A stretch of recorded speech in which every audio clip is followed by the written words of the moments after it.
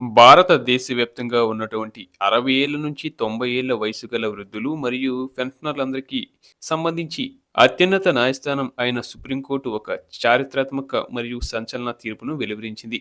ఈ తీర్పు కేవలం ఒక ఉత్తర్వు మాత్రమే కాకుండా దశాబ్దాల కాలంగా తమ హక్కుల కోసం పోరాడుతున్న లక్షలాది మంది వృద్ధుల జీవితాల్లో కొత్త వెలుగులు నింపే ఒక గొప్ప పరిణామంగా మనం చెప్పుకోవచ్చు.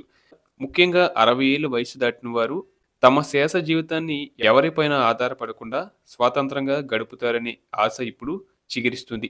ఈ తీర్పు ద్వారా దేశంలోని పెన్షనర్లందరికీ, ముఖ్యంగా తక్కువ పెన్షన్ పొందుతున్న వారికి ఇది ఒక అపురూపమైన మరియు అదిరిపోయే శుభవార్తగా మనం భావించవచ్చు. ఈ ప్రక్రియకు సంబంధించి ప్రతి అంశాన్ని, ప్రతి వాక్యాన్ని మీకు లోతుగా విశ్లేషిస్తున్నామండి.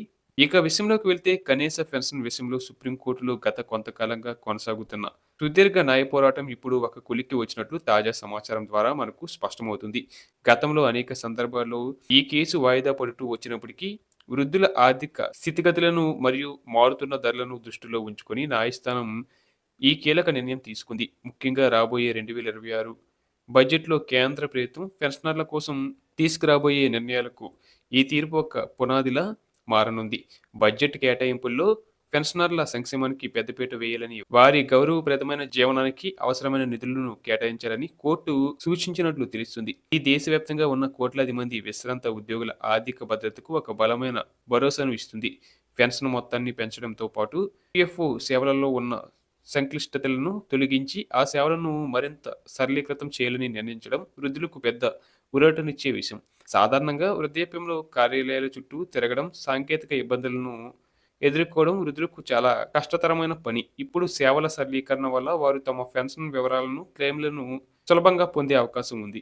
తద్వారా 60 ఏళ్ల నుంచి 90 ఏళ్ల వయస్సు మధ్య గల వారు సమాజంలో గౌరవంగా, ఆత్మవిశ్వాసంతో జీవించగలుగుతారు. ప్రస్తుతం పెన్షనర్లు పొందుతున్న కనీస పెన్షన్ మొత్తం వారి ప్రాథమిక అవసరాలైన ఆహారం, మందులు మరియు ఇతర కనీస ఖర్చులకు ధరలు ఆకాశాన్నంటుతున్న ఈ రోజుల్లో పాత పెన్షన్ విధానం వల్ల వృద్ధులు అనేక ఆర్థిక ఇబ్బందులను ఎదుర్కొంటున్నారని న్యాయస్థానం గుర్తించింది. ఒక మనిషి తన జీవితాంతం కష్టపడి దేశాభివృద్ధికి తోడ్పడిన తర్వాత వృద్ధాప్యంలో గౌరవప్రదమైన జీవితాన్ని గడపడం అనేది అతని ప్రాథమిక హక్కు అని సుప్రీంకోర్టు అభిప్రాయపడింది.